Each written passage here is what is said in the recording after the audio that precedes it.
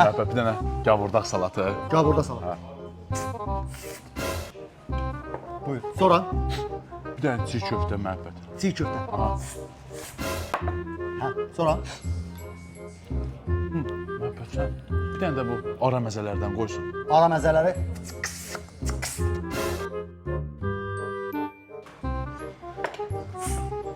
Məhəbbət.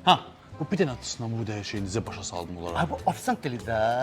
Çox rahat deyil. Sən 2 dəqiqə səni döyəcəm. Çox rahatdır. Orada steak necə deyim getsin də. Steak bir dənə. Hə. Nə verdin lan? Ay Ay, nə oldu? ona sözlər dedin həm. Ona bax müdür işdən çıxart da. Ağzının danışmam gir verdən. Ay, yox, neynədim mən, Məhəbbət? Gəl bir söz öyrətdisə. Yox, neynədim ki? Ona bax, neynədin? Sən bilirsən iş nə dedin? Hə. Və sən dedin ki, ay müdür, o ofisant mənə yaxşı qulluq eləmir, onu işdən çıxart. Mən gözüm görməsin onu, yoxsa bura gəlməyəcəm. Ondan sözdə dedin, pis nə də?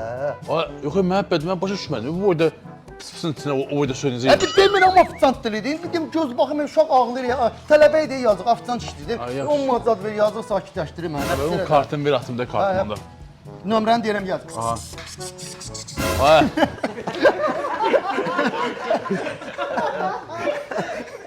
Sən qoy.